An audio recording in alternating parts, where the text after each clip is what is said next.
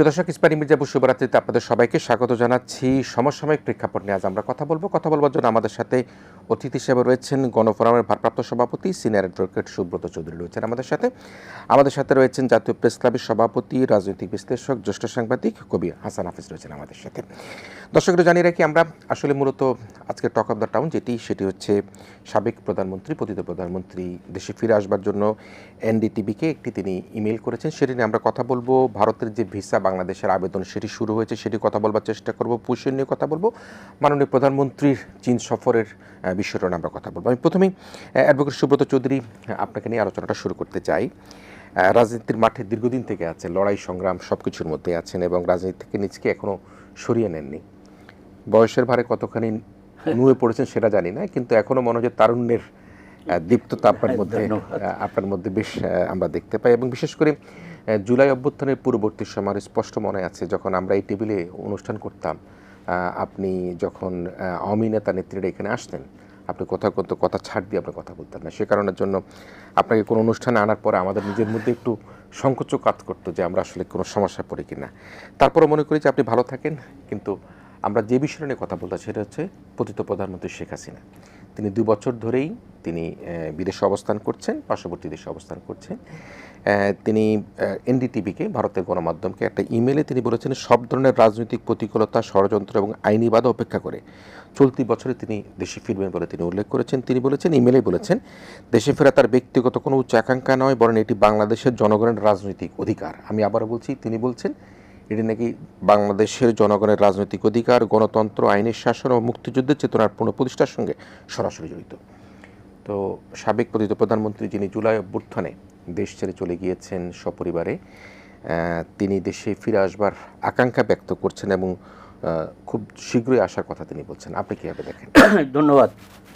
এই পতিত স্বৈরাচার শেখ হাসিনা, উনি তো পালিয়ে প্রাণ রক্ষা করেছে, তারপরে এই দিল্লিতে বসে যেসব বক্তব্য বিবৃতি দিচ্ছে,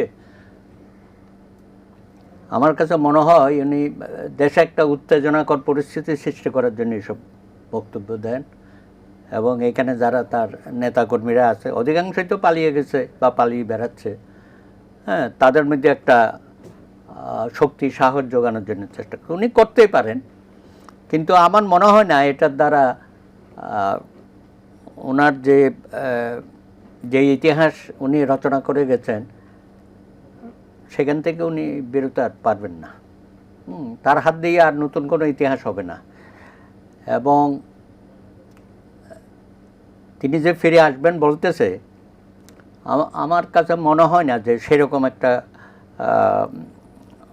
কী বলা যায়, অত্যন্ত সাহসী ভূমিকা নেবেন। কারণ যে সরকারের পতন হয়েছে সেই ধরনের স্বৈরাচার আবার ফিরে আসবে এরকম কোনো ইতিহাস নেই। তো উনি যদি নতুন ইতিহাস সৃষ্টি করতে চায় সেটা তার ব্যাপার। কিন্তু আমার কাছে মনে হয়েছে এগুলো সব স্ট্যান্ডবাজি করার জন্য উনি বলেন এবং আলোচনার মধ্যে রাখার জন্য। যেমন আজকে আলোচনায় আপনি এনেছেন, আমরাও আলোচনা করছি। হ্যাঁ, দিন শেষে কোনো সুফল বই আনবে না, বরঞ্চ আরও ক্ষতি হবে। এখানে যারা আওয়ামী লীগকে কিছুটা হলো বিভিন্ন জায়গায় মিছিল করছে বা স্লোগান দিয়ে পালিয়ে যাচ্ছে, হ্যাঁ, বা রাতের অন্ধকারে কোনো কোনো জায়গায় পোস্টার লিফলেটিং করছে, শেষ পর্যন্ত দেখা যাবে যে এগুলোও বন্ধ হয়ে গেছে উনার কারণে। তো সমসাময়িক অবস্থায় আমার মনে হয় না শেখ হাসিনার ফিরে আসার কোনো সুযোগ আছে। হ্যাঁ, যদি উনি আসে তাহলে আইসিটি কোর্টে মামলা আছে, উনি রায় হয়েছে, ওনাকে তো জেলখানায় থাকতে হবে। তো আসুক না, জেলখানায় থেকে উনি, বরঞ্চ জেলখানায় থাকলে তো এইসব কথাবার্তা বলতে পারবে না। হ্যাঁ, সুতরাং উনি যদি নিজেকে বুদ্ধিমতী মনে করেন, আমি সাজেস্ট করব যে ওনার না আসাই ভালো।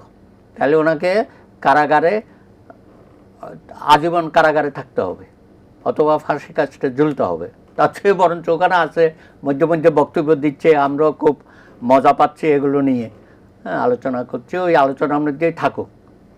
কারণ উনি এখানে আসার অর্থটাই হচ্ছে ওনাকে নিয়ে আর আলোচনাই হবে না। ওনার কোনো বক্তব্য বিবৃতি কারাগারে বসে আর দেওয়া সম্ভব না, যেটা দিল্লি সরকার তাকে অ্যালাউ করতেছে। আর দিল্লি সরকার তো এটা তার ট্রাম্প কার্ড হিসাবে ব্যবহার করতেছে। হ্যাঁ, বাংলাদেশের একটা হুমকি হিসাবে তাকে হয়তো রাখছে।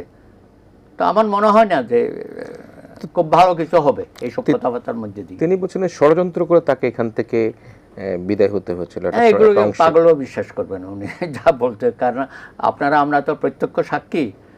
বিশেষ করে এই লাস্ট যে 17 বছর উনি যেভাবে দেশটা পরিচালনা করলেন, যে নির্বাচনগুলো হলো এবং যেই ধরনের মিথ্যা কথা বলেছে, যে ভাই বলতেছিল 2014 সনে নির্বাচনে ভোটারবিহীন নির্বাচন, তখন তিনি প্রেস কনফারেন্স ডেকে বলল যে এটা কি সংবিধান রক্ষার ধারাবাহিকতার জন্য এটা খুব দ্রুত আরেকটা নির্বাচন দেবে। ওমা, এরপরে মাসখানেকের মধ্যেই উল্টে গেল, বলে যে না আমাদের নেত্রী এরকম। হাসিনা বলে না, কিন্তু ওই যে তার নেতা নেত্রীরা যারা ছিল ওরা বলতো যে আমাদের নেত্রী এরকম কথা কখনো বলে নাই। মানে একটা পুরা সত্য কথাটাকে মিথ্যার মধ্যে এটাকে শেষ করে দিল আর কি, যাতে করে সে আরও বেশি স্বৈরাচারী রূপ ধারণ করে, সেটা উনি করলেন আর কি।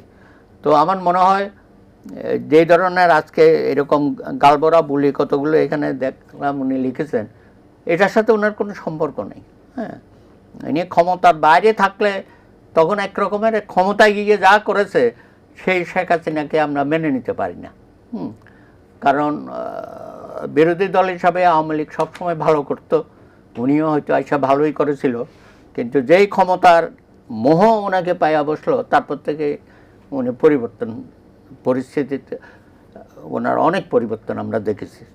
তো সে কারণে আমার মনে হয় এই সমস্ত কথা বলে নতুন করে আবার দেশের মধ্যে একটা উন্মাদনা সৃষ্টি করা, উত্তেজনা সৃষ্টি করা, বা রাষ্ট্রের মধ্যে একটা অস্থিতিশীল পরিস্থিতি সৃষ্টি করা, সেটা সম্ভব হবে না। এই ব্যাপারে জনগণ সজাগ আছে, আমরাও সজাগ আছি। জি, হাসান হাফিজ ভাই দেখবেন উনি আরেকটা কথা বলেছেন, আমি ক্ষমতার জন্য রাজনীতি করি না।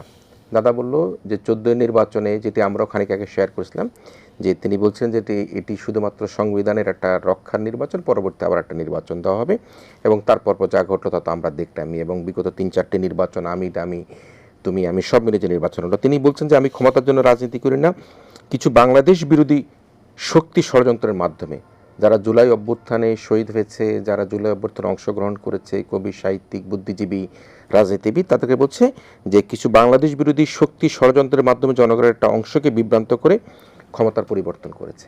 এটি পতিত প্রধানমন্ত্রীর বক্তব্য। বাংলাদেশের কোটি কোটি মানুষ যেরকম যে অভ্যুত্থানে অংশ নিল, সেটা কি বাংলাদেশ বিরোধী অংশ? মানে হাসিনা একটা টোটালি মিথ্যুক একজন রাজনীতিক, বলেছে যে আমি রাজনীতি থেকে রিটায়ার করব, করেছে, রিটায়ারমেন্ট করেছে, বলেছে বিরোধী দলে গেলে আমি হরতাল করব না। আমরা কি দেখেছি? তো সুতরাং এগুলির ইতিহাসগুলি লেখা দরকার। এখনকার সময়টা তো ভিডিওর যুগ, সেগুলির প্রমাণ আদি কিন্তু আছে, হাতের কাছে আছে, সেগুলি কিন্তু আমাদের নতুন জেনারেশনকে জানানো দরকার। হাসিনা আসতে চাইলে আসুক, বাধা তো নাই কোনো, এসে ফেস করুক। আইন, এই ল্যান্ড অফ দ্য ল যেটা আছে সেটা তো ফেস করতে হবে আইনের মাধ্যমে। এটা তার সৃষ্ট আগুনে কিন্তু তাকে পুড়তে হবে। আমরা দেখেছি যে শেখ মুজিব নিজে আওয়ামী লীগকে হত্যা করেছিলেন বাকশাল কায়েম করার মাধ্যমে। কয়েক মিনিটের মধ্যে যে এরকম সমস্ত দল বাতিল করে দিয়ে একটা রাজনৈতিক দল করা হয়েছে, বাংলাদেশ আওয়ামী লীগও সেটার মধ্যে মার্চ করে গিয়েছিল। সেটাকে শহীদ প্রেসিডেন্ট জিয়াউর রহমান কিন্তু আওয়ামী লীগকে মুক্তি দিয়েছেন। সমস্ত রাজনৈতিক দলগুলিকে চারটি রেখে সমস্ত সংবাদপত্র বন্ধ করে দেওয়া হয়েছিল 16ই জুন, আপনি জানেন, কালো দিবস যেটা, সেগুলিও জিয়াউর রহমান মুক্ত করে দিয়েছেন। এবং হাসিনা আবার তার দলটাকে হত্যা করলেন। এই যে নিষিদ্ধ হলো, এটা তো তার কারণেই হলো। ছাত্রলীগ কেন নিষিদ্ধ হলো? এটা তো হাসিনার সৃষ্ট ফ্রাঙ্কেনস্টাইন।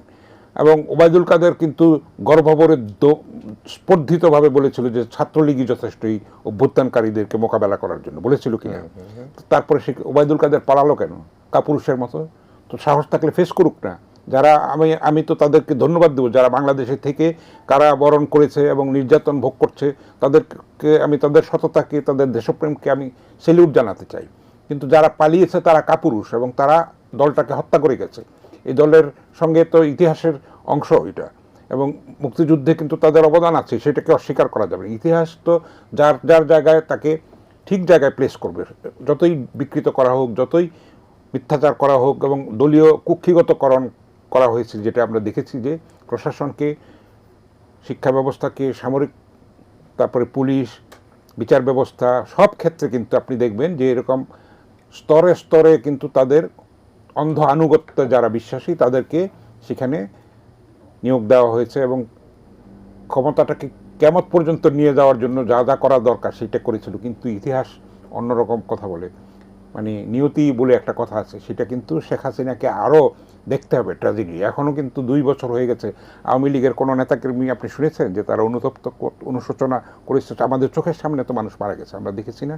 রাজপথের রক্ত এখনও কিন্তু যায় নাই। সেটা কিন্তু যারা আমরা দেখেছি যে যারা প্রাণ দিয়েছে তাদের এক একটা ফ্যামিলি ধ্বংস হয়ে গেছে, কত মানুষ, অসংখ্য মানুষ পঙ্গুত্ব বরণ করেছে। এখন চিরস্থায়ীভাবে তারা কিন্তু নিজেদের স্বাভাবিকতা হারিয়ে ফেলছে। সেগুলি আমাদের চোখের সামনে ঘটেছে, আমরা সেগুলি অস্বীকার করব কি করে? তো এখন যদি বাংলাদেশ বিরোধী লোক এই অভ্যুত্থান ঘটিয়ে থাকে, সরকার পরিবর্তন, তো তারা আসুক না, বাংলাদেশে এসে ফেস করুক। এখনও তরুণরা জাগ্রত আছে, কোনো সমস্যা নাই, রাজনৈতিক দলগুলি আছে, সংসদ কার্যকর আছে, সব মিলিয়ে আমরা দেখব আওয়ামী লীগের ক্ষমতা কতখানি আমরা এটা দেখতে চাই। আসলে দেশটাকে অস্থিতিশীল করার জন্য দাদা যেটা বললেন, এবং এই গণতান্ত্রিক অভিযাত্রাটাকে ব্যাহত করার জন্য যেই ষড়যন্ত্র, এবং ভারত পরিষ্কার এটার মধ্যে কিন্তু মদদ দিয়ে চলেছে হাসিনাকে। ভারতের কাছে কিন্তু বাংলাদেশ বারবার হাসিনাকে ফেরত চেয়েছে, মৌখিকভাবে চেয়েছে, লিখিতভাবে চেয়েছে, কিন্তু সেটার কোনো সারা শব্দ আমরা পাচ্ছি না। পরিষ্কার করে কিন্তু ভারত আমাদের নানান ধরনের বাধা বিপত্তি তৈরি করেছে, পরিষ্কার কথা এটা। আমরা ভারতের বন্ধুত্ব চাই, সমতার ভিত্তিতে, ন্যায্যতার ভিত্তিতে। আমরা পারস্পরিক শ্রদ্ধার একটা জায়গা তৈরি করতে চাই। আমাদের মুক্তিযুদ্ধে সহায়তা করেছে, আমরা তাদেরকে সম্মান জানাই, কৃতজ্ঞতা জানাই, কিন্তু তাই বলে আমরা আমাদের মাথা বিক্রয় করে দিতে পারি না, কোনোভাবে না। মুক্তিযুদ্ধ করে পৃথিবীর খুব কম দেশই কিন্তু স্বাধীন হয়েছে। সেই যারা মুক্তিযুদ্ধ করে দেশ স্বাধীন করেছে তাদের একটা আলাদা অহংকারের জায়গা আছে, আমরা সেই বীরের জাতি। তো সুতরাং আমরা এই ক্ষেত্রে কোনোভাবেই আমরা ছাড় দিতে পারি না, আপোষ করতে পারি না। এইখানে আমরা দেশপ্রেমিক শক্তির উপরে আস্থা রাখতে চাই। আমরা দেখতে চাই যে গণতান্ত্রিক অভিযাত্রাটা সুন্দর গতিতে এগিয়ে যাক। একটা প্রসঙ্গ, যদিও আবারও একই প্রসঙ্গে আসি, আমরা তো সবসময় কথা বলি যে আসলে আওয়ামী লীগের রাজনীতির ভবিষ্যৎ কী। আমরা আরেকটু যদি স্পেসিফিকলি বলি, শেখ হাসিনার রাজনীতির ভবিষ্যৎ কী? আমি তো তার কোনো ভবিষ্যৎ দেখি না। যে অন্যায়, অবিচার, পাপাচার তিনি করেছেন, এটা তো ক্ষমার অযোগ্য। তো তাকে নিয়ে যত কম আলোচনা করা যায় ততই ভালো। এত গুরুত্ব দিয়ে আলাপ করার তো না।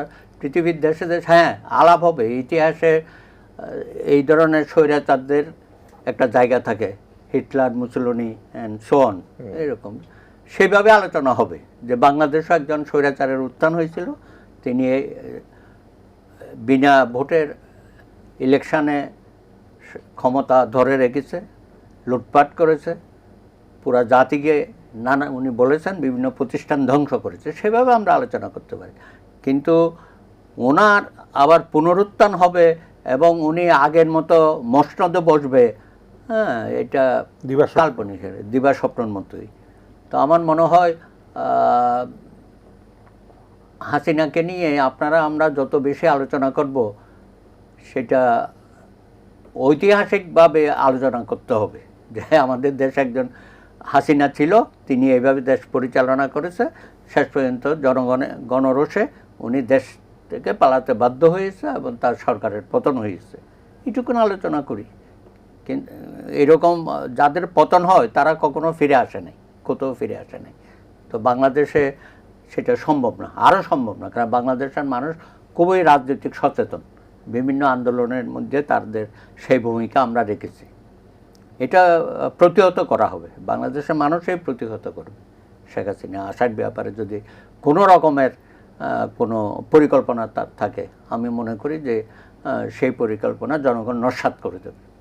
জি হাসান ভাই, আর একটা শেষ বিষয়ে আসি। 5ই আগস্টের কথা মনে আছে, জুলাই অভ্যুত্থানের পূর্ববর্তী সময়গুলোতে যখন এই নিরীহ ছাত্র জনতা গুলিবিদ্ধ হয়ে মারা যাচ্ছিল, তখন থেকে দুষ্কৃতিকারী বলে আখ্যায়িত করা হয়েছিল। নিশ্চয়ই এটা আমাদের সকলেই দৃশ্যপটে সেটি ভেসে আছে, এবং শেষ মুহূর্ত পর্যন্ত তিনি কিন্তু তার সকল অর্গানগুলি ব্যবহার করার চেষ্টা করেছিল। তো জাতির খুব সৌভাগ্য যে বাংলাদেশের সেনাবাহিনী, গর্বিত সেনাবাহিনী, তারা কিন্তু এই বিষয়টাকে যতখানি পুলিশ করেছিল বা অন্যান্য সংস্থাগুলো করেছিল তারা কিন্তু সেভাবে আশ্রয় প্রশ্রয় দেয়নি। তারা বাংলাদেশের বর্তমান পরিস্থিতিটাকে সেই সময়কার পরিস্থিতি মেনে নিয়েছিল। এই যে যারা মারা গিয়েছে তাদেরকে কিন্তু দুষ্কৃতিকারী বলে কিন্তু আখ্যায়িত করা হয়েছিল। দুষ্কৃতিকারীরা আন্দোলন করছেন, দুষ্কৃতিকারীরা বিদ্রোহ করছেন। শেষ বিশ্লেষণে যদি আপনি কিছু বিশ্লেষণ করেন। সেটাও তো একটা গণবিরোধী, একটা দম্ভের একটা বহিঃপ্রকাশ। আসলে সেনাবাহিনীকে অবশ্যই আমরা ধন্যবাদ জানাবো, তারা কিন্তু দেশকে একটা ভয়ঙ্কর রক্তপাত থেকে দেশটাকে রক্ষা করেছে। 90 সালেও কিন্তু করেছে, এরশাদের সময় সেনাবাহিনীকে ব্যবহার করতে চেয়েছিলেন, এরশাদ সাহেবও চেয়েছিলেন, সেখানে কিন্তু সেনাবাহিনী তাতে সম্মত হয় নাই। এবারও কিন্তু আমরা দেখেছি সেনাবাহিনী যদি গুলি চালাতো তাহলে কিন্তু জনগণের রোষ আরও বেড়ে যেত, ফলে একটা সংঘাতের মধ্যে একটা গৃহযুদ্ধ বেঁধে যেত। ভয়ঙ্কর একটা পরিস্থিতিতে আমাদের সেনাবাহিনী দেশটাকে রক্ষা করেছে, কারণ এই সেনাবাহিনী কিন্তু 71-এর মুক্তিযুদ্ধের মাধ্যমে উত্থিত একটা সেনাবাহিনী। সুতরাং তাদের দেশপ্রেম অগ্নি পরীক্ষা তারা উত্তীর্ণ হয়েছে, তাদেরকে আমরা অবশ্যই ধন্যবাদ জানাবো। এবং তারা যে অন্তর্বর্তী সরকার গঠন করে দিয়ে একটা সুষ্ঠু নির্বাচনের পথে দেশটাকে এগিয়ে দিয়েছে, সেটার জন্য তারা ধন্যবাদের পাত্র অবশ্যই। তো আমরা দেখেছি যে এই আওয়ামী লীগ এবং তার অঙ্গ সংগঠনগুলি কিন্তু প্রতিরোধ করার চেষ্টা করেছে। যে অভ্যুত্থানটা যখন দানা বাঁধছিল আস্তে আস্তে, আমরা তো নিজে চোখে দেখেছি লক্ষ লক্ষ মানুষ গণভবনের দিকে গেছে, সংসদ ভবনের দিকে গেছে। তো সেইটা কি মিথ্যা? তারা কি বাংলাদেশ বিরোধী? অবশ্যই তারা বাংলাদেশের সন্তান এবং বাংলাদেশকে তারা ভালোবাসে বলেই জীবনের মায়া উপেক্ষা করে মাকে আমরা দেখেছি যে তার সন্তানকে কিন্তু এই বিদ্রোহে অংশ নিতে উৎসাহিত করেছে, আমরা সেটা দেখেছি। মানুষ এত বীতশ্রদ্ধ হয়ে গিয়েছিল, এত অতিষ্ঠ হয়ে গিয়েছিল, দেয়ালে পিঠ থেকে গিয়েছিল, ফলে প্রত্যেকটা মানুষ কিন্তু রুখে দাঁড়িয়েছিল এবং মানুষ সেই একটা অন্ধকার প্রকোষ্ঠ থেকে মুক্তি চেয়েছে, আলোর পথে যেতে চেয়েছে। সেই কারণেই কিন্তু এই সর্বপ্লাবী ছাত্র গণ অভ্যুত্থানটা হয়েছে। এটাকে বিপ্লব আমি বলতে চাই, কারণ বিপ্লবের সংজ্ঞাটাও তো পরিবর্তিত হয়। আমরা যেই মানে কনভেনশনাল, দাদা আরও ভালো বলতে পারো, কনভেনশনাল যে সংজ্ঞা সেটাও তো চেঞ্জ হয়েছে, তাই না? সত্যের বিবর্তন সত্য। তো এখন সেই অর্থে তো ওই রকম বিপ্লব হবে না, রুশ বিপ্লব তারপর চীন বিপ্লবের মতো তো আর হবে না, কারণ পৃথিবীর অনেক কেমিস্ট্রি চেঞ্জ হয়ে গেছে, অনেক মানুষের ধ্যান ধারণা, বিজ্ঞান প্রযুক্তির উন্নয়নের ফলে মানুষের বোধ, চিন্তা, মূল্যবোধ অনেক কিছু পরিবর্তিত হয়েছে। সুতরাং এটাকে অবশ্যই আমি বিপ্লব বলতে চাই, কিন্তু সেটাকে সংহত আমরা করতে পারিনি। অনেক কিন্তু রয়ে গেছে, বীজ রয়ে গেছে বিভিন্ন জায়গায়, সব সেক্টরেই কিন্তু রয়ে গেছে। আমি বলেছি যে স্তরে স্তরে তাদের যে রিক্রুটমেন্ট করেছে, সেই গোপালগঞ্জের বলেন কিংবা তাদের ছাত্রলীগের বলেন, সেগুলির থেকে অযোগ্য লোকদেরকে শিক্ষা প্রতিষ্ঠানগুলিতে অযোগ্য লোকের পদায়ন করা হয়েছে, নিযুক্ত করা হয়েছে এবং অনেক মেধাবী বঞ্চিত হয়েছে। দেশটা মানে ছারখার করে দিয়েছে। এবং আপনি দেখেন কোভিডের সময় যেরকম শিক্ষা ব্যবস্থার উপরে আঘাত আনা হয়েছে, আশেপাশের দেশে কিন্তু শিক্ষা ব্যবস্থা চালু ছিল, আমাদের দেশে এটা বন্ধ করে দেওয়া হয়েছে। এবং মাদক দিয়ে কিন্তু নতুন জেনারেশনকে ধ্বংস করে দেওয়া হয়েছে, মানে যেন তারা সুষ্ঠুভাবে বেড়ে উঠতে না পারে, মেধার বিকাশটা না ঘটে। সমস্ত কিছু কিন্তু মানে এমনভাবে তৈরি করা হয়েছে যে একটা বিকলাঙ্গ প্রতিবন্ধী জেনারেশন যেন আমরা সামনের দিকে দেখি এবং একটা করদ্রাজ্য একটা যেন তৈরি হয়, একটা বসংবাদী আমরা দেখেছি। সেটা হাসিনা আস্ফালন করে বলেছে যে ভারতকে যা দিয়েছে তারা সারা জীবন মনে রাখবে। তো আমরা তো দিয়েছি অনেক কিছু, কিন্তু আমরা পেয়েছি কি? তো আমরা ট্রানজিট দিয়েছি, অনেক কিছু দিয়েছি। তো এখন আমরা বিনিময়ে কী পেলাম? আমাদের মেডিকেল ভিসা বন্ধ হয়ে গেল। তো সেটার ফলে কি হয়েছে? ভারত কি মানে কতখানি লাভবান হয়েছে হিসাব করলে তো দেখা যাবে। তারপরে আপনারা দেখেন পেঁয়াজ নিয়ে কিন্তু যে ঘন ঘন রাজনীতি হতো প্রত্যেক বছর, গরু নিয়ে হতো, বাংলাদেশ স্বনির্ভর হয়েছে না? মেডিকেল ভিসা বন্ধ হয়েছে, বাংলাদেশে কোনো মহামারী হয়েছে আপনি শুনেছেন যে 50 জন লোক মারা গেছে, ট্রিটমেন্ট নিতে পারেনি? আমাদের দেশে তো বিশ্বমানের চিকিৎসা হয় কোনো কোনো ক্ষেত্রে, এবং আপনি জানেন যে চীন 2টা বিশেষ হসপিটাল করে দিচ্ছে বিশ্বমানের। তো সেইটার জন্য আমাদের কুনমিংয়ে আমাদের চিকিৎসা হচ্ছে, আমাদের থাইল্যান্ডে চিকিৎসা হচ্ছে। এবং আমরা চাই যে বাংলাদেশ স্বনির্ভর হবে। আমাদের মেধাবী ডাক্তার আছে, অবশ্যই যদি একটা সততার সঙ্গে আমরা তাদেরকে ব্যবহার করতে পারি, একটা ব্যবস্থাপনাটা যদি সঠিক করতে পারি, সেখানে দুর্নীতির কমাতে পারি এবং সত্যিকারের মেধাবীদেরকে আমরা যদি মূল্যায়ন করতে পারি, নিয়োগ করতে পারি, তাদের যদি একটা নিশ্চয়তা দিতে পারি সুন্দর পরিবেশের, অবশ্যই বিশ্বমানের আমাদের দেশে মেডিকেলে পড়তে আসে না, বিদেশের থেকে, ইন্ডিয়া থেকেও তো আসে, নেপাল থেকে আসে, আরও অনেক দেশ থেকে আমাদের মেডিকেলে পড়তে আসে, বাংলাদেশে বহু মেডিকেলে, সরকারি বেসরকারি, আমি জানি, আপনি জানেন নিশ্চয়ই। তো সেটা কেন আমাদের মানে পরিবেশটা সেভাবে উন্নত? আমাদের মিলিটারি একাডেমিতে বিদেশের সৈনিকরা আসছে না পড়তে? তো আমরা এটা করা সম্ভব যদি আমাদের দেশপ্রেম থাকে, আমাদের যদি সদিচ্ছা থাকে, আমাদের যদি অঙ্গীকার থাকে, আমাদের যদি প্রত্যয় থাকে, নিশ্চয়ই আমরা স্বপ্ন পূরণ করতে পারবো। আজ হোক কাল হোক, আমরা সেই লক্ষ্যে এগিয়ে যেতে চাই। নিশ্চয়ই প্রিয় দর্শক, আমরা একটা বিরতি নিতে চাই। সমসাময়িক প্রেক্ষাপট নিয়ে আমরা কথা বলছিলাম এবং বর্তমান সরকার, বিশেষ করে সরকার প্রধান বাংলাদেশ ফার্স্ট যে কথাটি বলে, আমরা যদি আজকে বাংলাদেশ ফার্স্ট, বাংলাদেশকেই চিন্তা করি, তাহলে আমাদেরকে ভাবতে হবে কোনো স্বৈরাচার, কোনো ফ্যাসিস্ট যাতে বাংলাদেশ আর কোনোভাবে উত্থান না ঘটে এবং নতুন সরকার যাতে একটা সুশাসন, জবাবদিহিতার যে ব্যবস্থাপনা সেটা যাতে করে প্রত্যাশা করে। আমরা ছোট্ট বিরতি নিচ্ছি। বিরতির পরও আমাদের সাথে সিনিয়র অ্যাডভোকেট সুব্রত চৌধুরী, জ্যেষ্ঠ সাংবাদিক কবি হাসান হাফিজ, তারা দুজনেই আমাদের সাথে থাকবেন। ইস্পানি মির্জাপুর শুভরাত্রিতে একটা প্রথম বিরতি নিচ্ছি।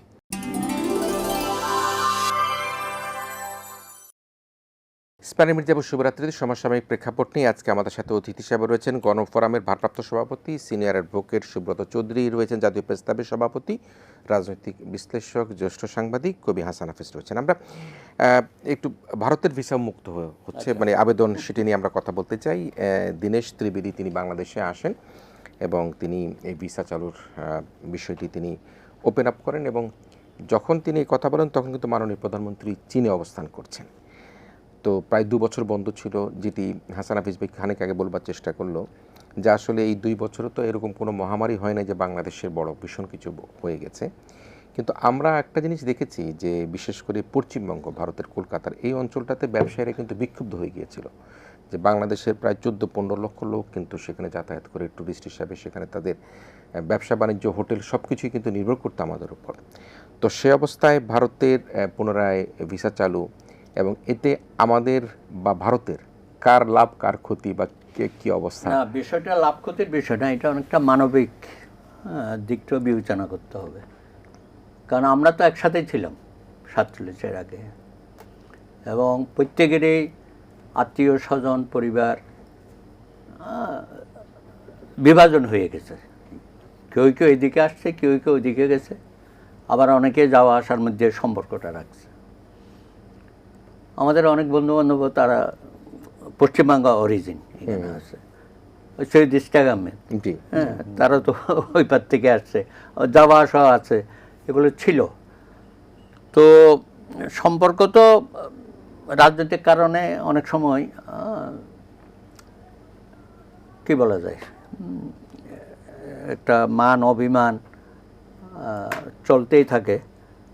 তো এবারকার বিষয়টা হলো ভিসা সেন্টার যমুনা যেটা আছে, ওইটা হঠাৎ করে আক্রমণের বস্তু হয়ে গেল আর কি। ওখানে আগুন টাগুন দিল, ভাঙচুর করলো। কারা করছে, দুষ্কৃতিকারী বলি আর যাই বলি, হ্যাঁ, কাজটা তো শোভনীয় হলো না এটা। তো সেই কারণে ভারত বোধহয় তার নিজের চিন্তা থেকেই ভিসা খুব কন্ট্রোল করে ফেললো। মেডিকেল ভিসা তো খুবই জরুরি, অনেকেই চিকিৎসার মাঝখানে ঘটনাটা ঘটছে, চেক আপের, হ্যাঁ, ফলো আপের। তবে তারা মেডিকেল ভিসাটা চালু রেখেছে। তো আমরাও অপেক্ষা করছিলাম যে কখন ট্যুরিস্ট ভিসা চালু করবে। অনেকদিন ধরে বলতেছে হবে, হচ্ছে, এরকম। দিল্লির ক্লিয়ারেন্স নাই। এখন যিনি আসছেন তিনি তো সেই ক্লিয়ারেন্স নিয়ে আসছেন এবং উনি তো ঘোষণাই দিলেন যে আজকে থেকে সাধারণ ভিসা মুক্ত হয়েছে এবং তিনি ওই ভিসা সেন্টারটা ওখানে উনি নিজে গেছেন, পরিদর্শন করেছে এবং ভিসা প্রার্থীদের সাথে কথাবার্তাও বলেছে, সেগুলো আমরা দেখেছি। তো আমরা আশা করব যে ভারতও ইকুয়ালি ওখানকার যে ভিসা আসতে চায় তাদের এই বিষয়টাও দেখবে। অনেক সময় দেখে 30 দিনের উপর দেয় না ওরা।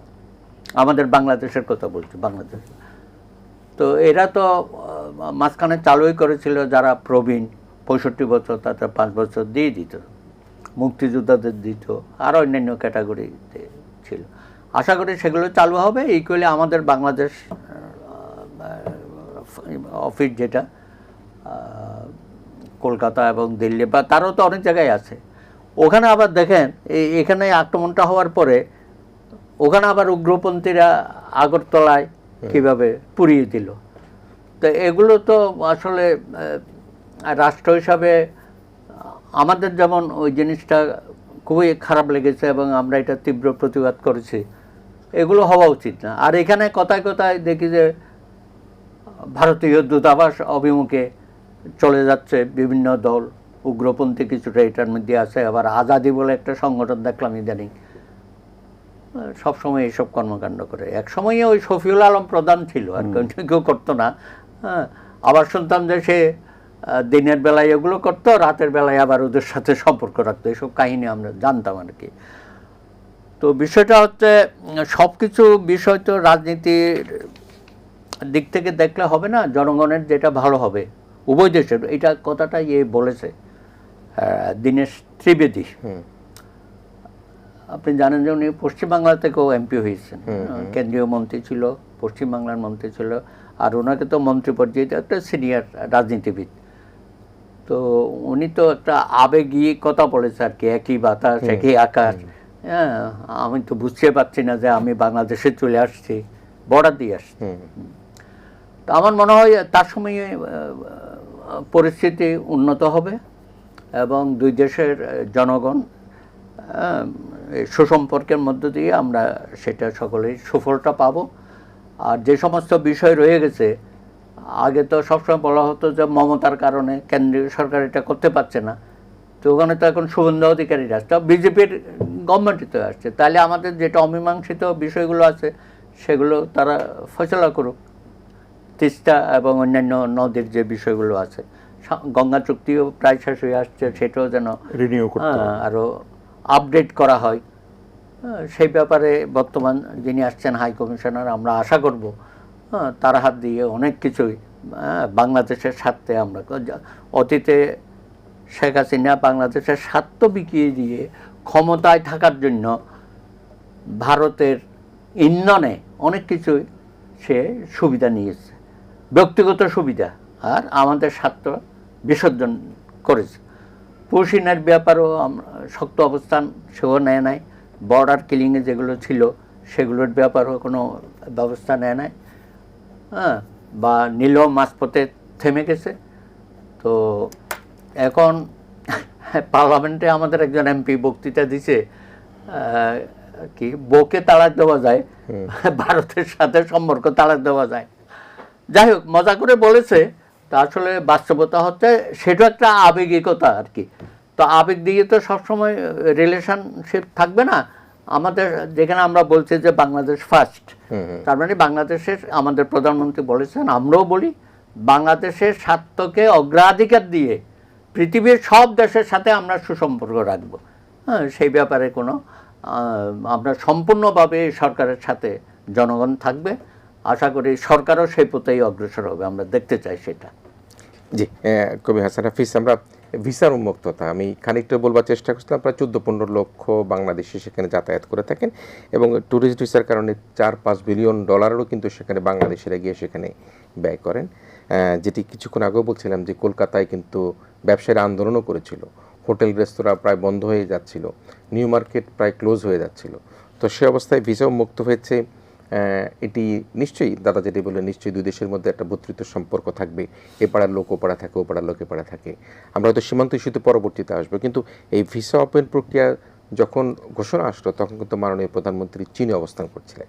তো ডিপ্লোমেসি বিষয়টাকে এটার মধ্যে একটা যোগসূত্র আছে। বাংলাদেশ তো চীনের দিকে ঝুঁকছে, সেটার কারণে তারাও প্রতিযোগিতায় পেছনে পড়ে থাকবে কেন, দেখছে যে রেসে পেছনে পড়ে যাচ্ছে, আমার মনে হয় আর কি। যাক, সেটাকে আমরা স্বাগত জানাই, এটা ইতিবাচক। আর দুই দেশের জনগণের মধ্যে কিন্তু পারস্পরিক ভুল বুঝাবুঝি, সন্দেহ, অবিশ্বাস, হিংসা, বিদ্বেষ, এটা যত দ্রুত কমে আসবে সেটাই দুই দেশের জন্য ভালো, আমরা সেটা চাই। এবং আমরা চেয়েছিলাম যে একটা সার্ক একটা কার্যকর একটা মানে সংস্থা হিসেবে এই দক্ষিণ পূর্ব এশিয়ায় একটা অবদান রাখবে, সেটাকে কিন্তু ভারতই নস্যাৎ করেছে। তো সেটার ফলে দেখা গেছে যে মানে আরও নানান কারণে ভারতের যে দাদাগিরির যে একটা মনোভাব, সেটার কারণেই মালদ্বীপের সঙ্গে তাদের সম্পর্ক নষ্ট হয়েছে, নেপালের সঙ্গে নষ্ট হয়েছে, শ্রীলঙ্কার সঙ্গে হয়েছে, ভুটানের সঙ্গে হয়েছে, পাকিস্তানের সঙ্গে তো চিরবৈরী সম্পর্ক।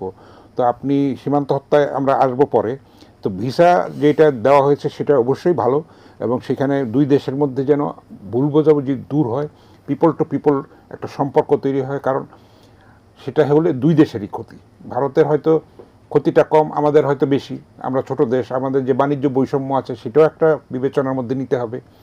তো আমার মনে হয় ভিসা যদি আগের মতো ছেড়েও দেওয়া হয়, কিন্তু চিকিৎসার জন্য মানুষের অত আগের মতো যাবে না, আমার মনে হয় কমে আসবে সেটা। এখন একটা চীনমুখী হয়েছে এবং বাংলাদেশে যদি আপনি জানেন একটা সুপার স্পেশালাইজড হসপিটাল আছে, পিজি হসপিটাল, এটা করা হয়েছে বাংলাদেশ মেডিকেল বিশ্ববিদ্যালয়ে, এটা কোরিয়ার অর্থায়নে এবং অ্যাসিস্ট্যান্সে এটা হয়েছে। সেটা যদি সুন্দরভাবে করা যায় তাহলে এটা একটা বিশ্বমানের হসপিটাল হবে। কোরিয়ান চিকিৎসকদেরও এখানে কাজ করার কথা আছে। সেটাও নানান ষড়যন্ত্রের কারণে আলোর মুখ দেখেনি এখনো পর্যন্ত, সেইভাবে ফাংশন করছে না। আর চীনের হসপিটাল দুইটা হয়ে গেলে আর আমাদেরগুলিকেও যদি আমরা সেভাবে উন্নত করতে পারি, মূল কথাটা হচ্ছে যে সদিচ্ছা, দেশপ্রেম এবং অঙ্গীকার, প্রত্যয় এবং আপনার দুর্নীতিমুক্ত রাখা যতটা সম্ভব, তাহলে কিন্তু সব ক্ষেত্রে অনেক বিষয়ে আমরা স্বনির্ভর হতে পারি। তো চিকিৎসার ক্ষেত্রেও এটা হতে পারি। তো আগের মতো যে এটা মানুষ হুমড়ি খেয়ে পড়বে আমার মনে হয় না, সেটা কমে আসবে, অতি অবশ্যই কমে আসবে। আপনি জানেন, আমি একটু আগে পেঁয়াজের কথা বলছিলাম, মহারাষ্ট্র পেঁয়াজ সবচেয়ে বেশি উৎপাদিত হয়, সেখানে কিন্তু ক্ষণে ক্ষণে এটা বিজেপি সরকার বন্ধ করে দিত এবং মহারাষ্ট্রে কিন্তু রপ্তানি যেন খুলে দেওয়া হয় এটার জন্য কৃষকরা কিন্তু আন্দোলন করেছিল, তাই না দাদা? তো বাংলাদেশে এটাকে বাংলাদেশকে জিম্মি করার জন্য 300 টাকাও পেঁয়াজের কেজি হয়ে যেত। আমরা কি পেঁয়াজের স্বনির্ভর হইনি? এখন অবশ্যই হয়েছি, এটাতে তো কোনো সন্দেহ। অন্তর্বর্তী সরকারকে আপনি তো ধন্যবাদ দিতে হবে।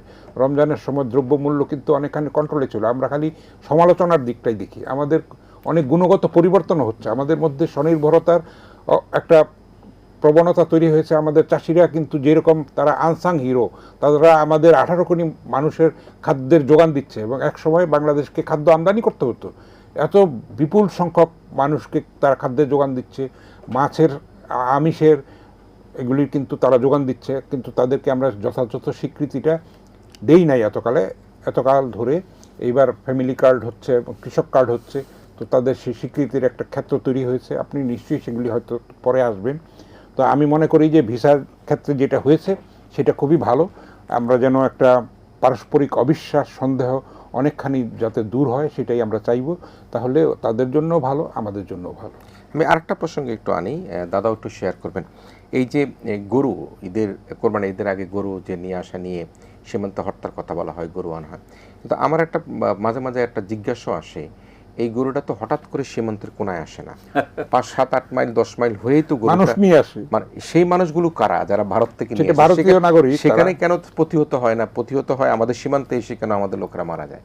গরু তো প্লেনে করে আসে না, গরু তো হাঁটা হাঁটে নিয়ে আসে। সেই জায়গাটাকে কিভাবে দেখবেন? গরু আসা বন্ধ হয়েছে না এখন? এখন বন্ধ হয়েছে, বন্ধ হয়েছে, আমরাই তো আমরাই স্বয়ংসম্পূর্ণ হয়েছে। তো সেই কারণের জন্য মানে একমুখী যে কথা বলা হয় যে গরু চোরাচালান করতে করে মারে, কিন্তু চোরাচালানে গরু আসার আগে তো অনেক পথ পাড়ি দিয়ে গরুকে কিন্তু বর্ডার পর্যন্ত আসতে হতো। সেই জায়গাগুলো নিশ্চয়ই আমরা আশা করি দু দেশের মধ্যে যে যে একটা ভ্রাতৃত্ব বন্ধুত্ব সেটি অবশ্যই থাকবে, তবে সমতার ভিত্তিতে। সেটা গরুর মধ্যে একটা ব্যাপার আছে, গরু যখন বয়স্ক হয়ে যায় গরু একটা বার্ডেন হয়ে যায়, তাকে বিপুল সংখ্যক টাকা খরচ করে তাকে কিন্তু বাঁচিয়ে রাখতে হয়। এবং আপনি ভারতে কিন্তু সবচেয়ে বেশি গরুর মাংস রপ্তানি করে পৃথিবীতে, নাম্বার 1। তো সেখানে কি গরুটা জবাই করতে হয় না?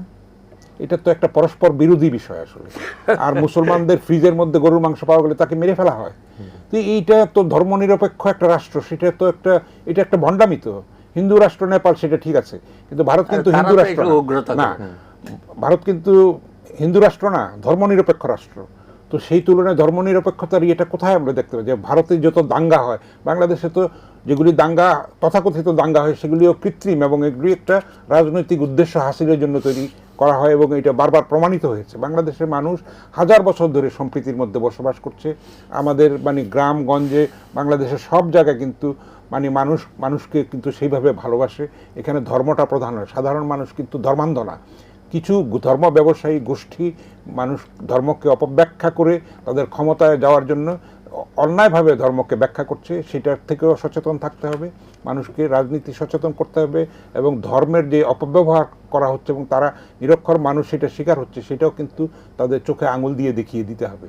তাহলেই কিন্তু আমরা একটা উজ্জ্বল ভবিষ্যতের আশা করতে পারি। অনেক দায়িত্ব কিন্তু আমাদের রয়ে গেছে, সামাজিক দায়িত্ব। শুধু একটা নির্বাচন হয়ে গেল, একটা নির্বাচিত সরকার ক্ষমতায় আসলো, নট দ্যাট, এখানেই শেষ না। কিন্তু এটাকে সংহত করার জন্য, এটা সুফল ঘরে ঘরে পৌঁছে দেওয়ার জন্য আরও অনেক কাজ বাকি আছে, বহুমাত্রিক কাজ বাকি আছে। সেটা শুধু সরকারের না, প্রত্যেকটা নাগরিককে যার যার ক্ষেত্র থেকে ভূমিকা পালন করতে হবে। নিশ্চয়ই। প্রিয় দর্শক, আমরা একটা শেষ বিরতি নিচ্ছি। ইস্পাহানি মির্জাপুর শুভরাত্রিতে আমাদের সাথে অতিথি হিসেবে রয়েছেন সিনিয়র অ্যাডভোকেট সুব্রত চৌধুরী, জ্যেষ্ঠ সাংবাদিক কবি হাসান হাফিজ। তারা দুজনেই আবার আমাদের বিরতির পর একই আলোচনায় যুক্ত থাকবেন। ইস্পানী মির্জাপুর শুভরাত্রিতে একটা শেষ বিরতি নিচ্ছি।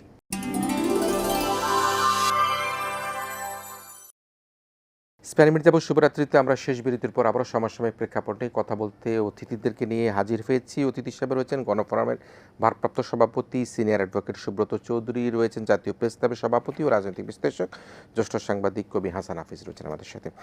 দাদা, আমরা একদিকে ভারতীয় ভিসা উন্মুক্ত দেখলাম, আবেদন করা যাচ্ছে, অন্যদিকে কিন্তু সীমান্তে যে পুশিন সেটি কিন্তু এখন অব্যাহত রয়েছে এবং কি এক মানবিক অবস্থা, যারা সীমান্তের মধ্যে শূন্য রেখায় রেখে দেওয়া হচ্ছে, বৃষ্টি, ঝড়, রৌদ্র, কোনো স্যানিটেশনের কোনো ব্যবস্থা নাই। তো এই যে পুশিন, এটি কি না? দেখুন, এই যে গত নির্বাচনে লক্ষ লক্ষ মানুষকে ভোটার তালিকায় নাম কেটে দেওয়া হয়েছে এবং সেটাকে সংশোধন করার জন্য একটা ব্যবস্থা ছিল, কিন্তু সেই ব্যবস্থা খুব কার্যকর হয়নি। তখন থেকেই মনে হচ্ছিল যে একটা পরিকল্পিতভাবে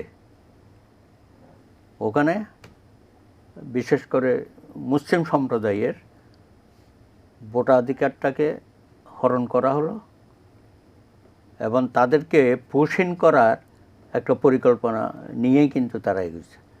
শুভেন্দু অধিকারী বলেই দিল যে 10,000 লোকরা অলরেডি পুশিন করে দিয়েছে। এগুলো পাগলামি না? এরকম 10,000 লোক তো দেখি না, 2-4-5 জন পাঠাতে চাইছো, এটা তো আমাদের বর্ডার গার্ড, ওরা তো আটকিয়ে দিছে। কিছু উত্তেজনাও সৃষ্টি হয়েছে আপনার রাজশাহীর ওইদিকে, চাঁপাইনবাবগঞ্জ, সেখানে জনগণও সম্পৃক্ত হয়ে গেছে। সুতরাং এই যে একটা অমানবিকভাবে কিছু মানুষকে এখানে জোর করে ঠেলে দেওয়া, বাছ বিচার না করে, তো সেই ব্যাপারে বাংলাদেশের উচিত হবে এই বিষয়টা অত্যন্ত দ্রুততম সময়ে দিল্লির সরকারের সাথে আলাপ করা, যে সত্যিকার যদি তারা ওখানে অবৈধ নাগরিক বসবাসকারী হয়ে থাকে, তাদের তো সম্মানের সাথে নেবে বাংলাদেশ, যে আমার নাগরিক ওখানে গেছে, ভারত সরকার তাদেরকে ওইভাবে অ্যালাউ করছে না, তাইলে একটা সিস্টেমের মধ্যে আনবে। কিন্তু কোনো আলোচনা ছাড়া গায়ের জোরে এগুলো করছে, কাটা দাঁত দিয়ে দিচ্ছে। হ্যাঁ, তো আমার মনে হয় এই শুভেন্দুকে থামানো দরকার। সে একটু অতিরিক্ত করছে। এর আগে তো এক বক্তৃতা দিল যে হাসিনাকে সে প্রধানমন্ত্রী হিসাবে এই বাংলাদেশে ল্যান্ড করাবে। তো এখন অবশ্যই এইসব অসংলগ্ন কথা আর বলতেছে না, কিন্তু অন্যভাবে আমাদের উপর এইসব চাপিয়ে দেওয়া হচ্ছে। একই সাথে বর্ডার কিলিং এখনও বন্ধ হয় নাই। সিলেট অঞ্চলেও কিছু ঘটনা ঘটেছে। অতীতের সরকার ভালোভাবে ডিল করতে পারে নাই। তো আমরা আশা করব যে বর্তমান সরকার এই বিষয়টা দিল্লি সরকারের সাথে বোঝাপড়া করা দরকার। যে আর নতুন হাই কমিশনার আসছে, তার সাথেও তো কথা বলতে পারে, আমাদের ফরেন মিনিস্ট্রি তাদেরকে ডেকে নিয়ে কথা বলতে পারে। তো যত না এটা আমরা পলিটিক্যালি আলাপ করতেছি, কিন্তু এটাকে বন্ধ করা এবং বাংলাদেশের স্বার্থকে রক্ষা করার জন্য যা করণীয় সেটা আমাদের পররাষ্ট্র মন্ত্রণালয় করছে না। তো আমরা আশা করব যে এটা ডিপ্লোম্যাটিক রীতিনীতি অনুযায়ী এটাকে সমাধান করতে হবে, তা না হলে সারা বছর ধরে এগুলো চলবে। তারপরে যেভাবে তারা বনে জঙ্গলে আছে, খাবার নাই, নাই, খুব কঠিন অবস্থার মধ্যে এইসব লোকরে বর্ডারে এনে জড়ো করেছে। তো এটা করা যায়, আলোচনা করেই করা যায়, কিন্তু সরকারের প্রায়োরিটিতে এটা কতদূর আছে তো বুঝতে পারছি না। আমার মনে হয় সরকারকে এটা প্রায়োরিটি দিয়ে এটা করা উচিত। অন্যান্য বিষয়ে আমরা অনেক আলাপ করছি, কিন্তু এই বিষয়টা চলমান, এটা কিন্তু থামছে না। যদি এমন হচ্ছে যে 1-2 দিন হয়েছে, থেমে গেছে, এবং বিজেপি সরকার, বিশেষত পশ্চিমবাংলার সরকার, এটা একটা পাগলা ঘোড়ার মতো কাজ করছে আর কি এগুলো। তো এই জন্য বলছি যে তারে থামানোর জন্যই আমাদের পররাষ্ট্র মন্ত্রণালয়, আমি মনে করি এটা আমাদেরও ব্যর্থতা যে আমরা ভারত সরকারকে এগুলো থামানোর ব্যাপারে কোনো দৃঢ় পদক্ষেপ আমরা গ্রহণ করছি না। তো আমরা আশা করব যে এটা দ্রুততম সময়ে যেন বন্ধ করা হোক। আর ওই বর্ডার কিলিংটা আর কত, বহুদিন ধরে এগুলো শুনতে চাই। কি ওর নাম কি? ফেলানি। তো ফেলানি তো একটা ওকে মেরে তো তার ঝুলায় রাখা হয়েছিল। আপনারা জানেন যে সেটা নিয়ে মামলা হয়েছে। সেই মামলার অগ্রগতি কি কদ্দূর কী হলো আমরা জানি না। ফেলানির ফ্যামিলি থেকে বলেছে যে তারা ন্যায় বিচার পায় নাই, তার মানে নিশ্চয় কোথাও গিয়ে এটা থেমে গেছে। তো এরকম তো কয়েকশো ফেলানির ঘটনা ঘটে গেছে। তো প্রত্যেকটা ঘটনার জন্য মামলা করার তো দরকার নাই। এই ধরনের ঘটনা যেন আর একটু না হয়, সেইটা কেন আমাদের পররাষ্ট্র মন্ত্রণালয় থেকে সুস্পষ্ট ভাষায় কথা বলে না, এটা আমরা আশা করছি। জি, হাসান হাফিজ, আমরা পুশিন নিয়ে কথা বলছিলাম এবং খুবই মর্মান্তিক, হৃদয় বিদারক যদি বলছিলেন যে শূন্য রেখায় ফেলে রাখা হচ্ছে, বন জঙ্গলে পড়ে আছে, খাবার নাই, বৃষ্টি, রৌদ্র। এটা একটা সুদূর প্রসারী নীল নকশারি অংশ, অনেক দিন ধরেই কিন্তু এটা পরিকল্পিতভাবে এটা করা হচ্ছে এবং এটা খুব সহজে বন্ধ হবে বলে মনে হয় না। তো সীমান্তে রক্তপাত তো হচ্ছেই এবং ভারত কিন্তু কথায় এবং কাজে তাদের মিল নেই। তারা বলে যে এরকম কোনো কিলিং হবে না, কিন্তু আবার হচ্ছে। ফলে আমরা চাই যে কথায় এবং কাজে তাদের মিল থাকুক। এবং আপনি লক্ষ্য করেছেন কিছুদিন আগে বাংলাদেশের বর্ডার বিজিবি তারাও কিন্তু পাল্টা গুলি চালিয়েছে। এই মানে দুইবার বোধহয় ঘটেছে, এটা আগে দেখা যায়নি। সেটা একটা, এবং মানুষের সম্পৃক্তি কিন্তু এটার মধ্যে আছে প্রতিরোধের ক্ষেত্রে।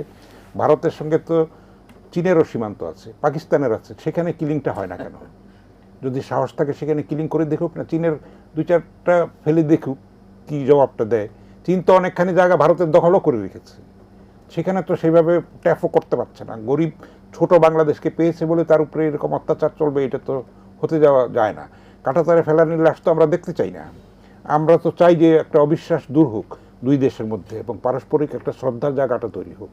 তাহলে তাদের জন্য ভালো, আমাদের জন্য ভালো। এই সংঘাত করে তো কোনো লাভ হবে না। ইরানের সঙ্গে যে যুক্তরাষ্ট্রে যেটা হচ্ছে, সেখানে কি যুক্তরাষ্ট্রের খুব বেশি লাভ হচ্ছে? সেখানে তো নাকে খত দিতে হচ্ছে। তো সেখানে তো ইরান তো অনেক আপার হ্যান্ডে আছে। তো অবশ্যই, যদিও মানে শান্তি চুক্তির নামে লুকোচুরি খেলা চলছে, কিন্তু আলটিমেটলি কিন্তু ইরানেরই জয় হবে। কারণ নিপীড়িত মানুষের জয় একদিন হয়, এটা শোষিতের পক্ষে কিন্তু সত্য একসময় দাঁড়ায়। হয়তো সময় লাগে, অনেক ক্ষয়ক্ষতি হয়ে যায়, কিন্তু একসময় সত্য প্রতিষ্ঠিত হয়। আমরা চাই ভারত যে একটা বড় রাষ্ট্র, সেটা সেই তুলনায় মানুষের উপরে যে কর্তৃত্ব পরায়ণতা চালাচ্ছে, প্রতিবেশীর উপরে যে অত্যাচার চালাচ্ছে, এবং আপনি জানেন নেপালেও কিন্তু সেইভাবে রুখে দাঁড়িয়েছে। নেপালের বালেন্দ্র শাহ কিন্তু বলেছে যে অন্য মন্ত্রীর সঙ্গে আমি কথা বলবো, ভারতের প্রধানমন্ত্রীকে আমার সঙ্গে কথা বলতে হবে। তো সেইটা তো, এই সাহসটা তারা নেপাল দেখাতে পেরেছে। সেখানেও জেনজিদের আন্দোলন হয়েছে, অভ্যুত্থান হয়েছে, তারা আমাদের ভুলগুলির থেকে তারা শিক্ষা নিয়েছে এবং সেখানে সত্যি মানে আবার নেপালের কাছ থেকে আমাদের অনেক শিক্ষণীয় আছে, তাই না? বিপ্লব হলেই তো, অভ্যুত্থান হলেই তো হয় না, সেটাকে সংহত করতে হবে, সেটাকে কার্যকর করতে হবে, সেটাকে টিকিয়ে রাখতে হবে, সেটাকে মানে সাংগঠনিক রূপ দিয়ে এমন সুন্দরভাবে মানুষের কাছে যেন সেই সুফলটা পৌঁছায়। যেই কারণে এই রক্তপাত, যেই কারণে এই অস্থিরতা, যেই কারণে এইরকম আন্দোলন। তা আমরা পুশিনের ব্যাপারেও আমরা চাইব যে একটা বাংলাদেশ সরকার দৃঢ় পদক্ষেপ নেবেন। আমি আশা করি যে বাংলাদেশ সরকার অবশ্যই এটা সিরিয়াসলি নিয়েছেন। তারা এতদিন ব্যস্ত ছিল, চীন সফরটা একটা, এটা আয়োজনের কিন্তু অনেক প্রস্তুতি লাগে। তো সেটার ব্যস্ততাটা এখন কমে গেলে এই দিকে নজর দেওয়ার সময়টা আসবে। এবং নতুন রাষ্ট্রদূত হাইকমিশনার এসছেন, আমরা আশা করি যে তিনিও শুভেচ্ছার বার্তা বহন করে নিয়ে এসছেন। তিনি আসার পরে যে ভিসা উন্মুক্ত করে দেওয়া হলো, সেটাও একটা পজিটিভ জিনিস, আমরা সেটাকে স্বাগত জানাতে চাই। এবং আমরা তার কাছ থেকে এটাও প্রত্যাশা করি যে এই পুশিন সমস্যার সমাধান হবে এবং সীমান্তে রক্তপাত বন্ধ হওয়ার অবস্থা হবে। বাংলাদেশও তো কোনো দিনে গুলি করে মেরে ফেলতে পারে ভারতীয়দেরকে, করতে পারে না। আপনি ধরে নিলাম আমরা চোরাচালানি করি, এটা কোথায়, কোন পৃথিবীর কোন দেশে আইন আছে যে সেটার জন্য মেরে ফেলতে হবে? তার বিচার করুক, তার জেল দিক, তার দুই দেশের সঙ্গে সমঝোতা হোক, পতাকা বৈঠক হোক। তো কথায় কথায় এরকম গুলি চালানো তো এটা কোনোভাবেই হতে পারে না। এক সময় তো রুখে দাঁড়াতে হবে বাংলাদেশকে, অবশ্যই দাঁড়াতে হবে। তো সেইটা আমরা চাই না। দুই দেশের মধ্যে একটা শান্তিপূর্ণ, সৌহার্দ্যপূর্ণ, মৈত্রী, মমতার একটা, সৌহার্দ্যের একটা সম্পর্ক হোক, সেটাই আমরা চাই। জি দাদা, আমরা মাননীয় প্রধানমন্ত্রীর বিদেশ সফর নিয়ে একটু আসতে চাই এবং অত্যন্ত মুন্সিয়ানার সাথে, মানে আমি মনে করবো যে এটা একটা ডিপ্লোমেসির সবচেয়ে একটা বিচক্ষণতার কথা বলি, যেটি একটা টানাপোড়েন তো আছেই, কোন দেশে আগে যাবে, কোন দেশে পরে যাবে। সেই প্রেক্ষাপটে মালয়েশিয়া দিয়ে শুরু করলো এবং মালয়েশিয়া থেকে চীন সফর করলো এবং সেই দুই দেশের সফরের মধ্যে দিয়েও কিন্তু আমরা চীনের অনেক বিনিয়োগের কথা এখানে এসেছে, চীনের প্রধানমন্ত্রীর সাথে দেখা হয়েছে, রাষ্ট্রপতির সাথে দেখা হয়েছে। সব মিলিয়ে এই সফর নিয়ে কি প্রতিবেশী রাষ্ট্রের সাথে আমাদের কোনো টানাপোড়েন না না হওয়ার কোনো কিছু না, এটা তো শুভেচ্ছা সফর, এটা তো হইতেই পারে। এমন কোনো বড় কিছু ডিল হয়েছে বলে তো মনে হয় না। হ্যাঁ, প্রতিবেশী দেশগুলোর সাথে বাংলাদেশ সুসম্পর্ক রাখবে। মালয়েশিয়ার সাথে তো আমাদের অনেক বিষয় আছে, তাই না? ম্যান পাওয়ার, তো সেটা পথ উন্মুক্ত হবে। হ্যাঁ, তারপরে চীনের সাথে আমাদের মেগা প্রজেক্ট নিয়ে কথাবার্তা হচ্ছে, যদিও এগুলো ফাইনাল হয় নাই। তো আলোচনাটা আমার মনে হয় খুবই সফল হয়েছে। এটা সফরটা ভবিষ্যতে হয়তো আমরা আরও ভালো কিছু পাবো। তাতে করে ভারতের সাথে সম্পর্ক নষ্ট হওয়ার কোনো কারণ নাই। ভারত তো প্রথমেই তো ভারত আমন্ত্রণ জানিয়েছিল, তো উনি শেষ পর্যন্ত মালয়েশিয়া, চীনে আছে, হয়তো পরবর্তী এক সময়ে দিল্লি সফরও হবে, কলকাতা সফরও হইতে পারে, অসুবিধা তো নেই। এবং প্রধানমন্ত্রী তো সবসময় বলেছে যে আমরা সব দেশের সাথে সুসম্পর্ক রাখবো, তবে আমার দেশের স্বার্থ বিকিয়ে দিয়ে না। তো যারাই আমাদেরকে অবদমিত করতে চাইবে তাদের সাথে তো সম্পর্ক টানাফোড়ন থাকবেই। তারপরে এখানে আমাদের যে এরা রয়ে গেল রোহিঙ্গা, এটা তো বিরাট ইস্যু, এটা আমরা আর কতদিন টানবো? তো এইটাকে একটা সমঝোতার ভিত্তিতে যদি আমরা ফয়সালা করতে পারি, এখানে চীনের তো ভূমিকা লাগবেই। তো এই জন্য আমাদেরকে যেটা স্বপ্ন দেখিয়েছিল প্রফেসর ইউনূস, যে আগামী ঈদ তারা ওখানে গিয়ে করবে, আউল ফাল কথা বলে তো লাভ নাই। আমার মনে হয় জনাব তারেক রহমান মাননীয় প্রধানমন্ত্রী, তিনি প্রথমবার এমপি হয়েছেন, রাষ্ট্র পরিচালনার দায়িত্ব নিয়েছেন, নিশ্চয়ই উনি তার মন মানসিকতা আছে, এগুলো করবে, আমরা দেখতে পাবো। হ্যাঁ, তার ওই যে বললো না, I have a plan, we have a plan, ওই প্ল্যানের মধ্যেও এই বিষয়টা আছে। আমরা আশা করবো যে খুব দ্রুত সময়ে এই আমাদের যে বিষয়গুলো আছে সেগুলো যেন প্রতিবেশী রাষ্ট্রের সাথে আলোচনার মধ্য দিয়ে, সফরের মধ্য দিয়ে এগুলো দ্রুততম সময়ে উনি বাস্তবায়িত করবে। এই ব্যাপারে আমি আশাবাদী, হয়তো হয়ে যাবে।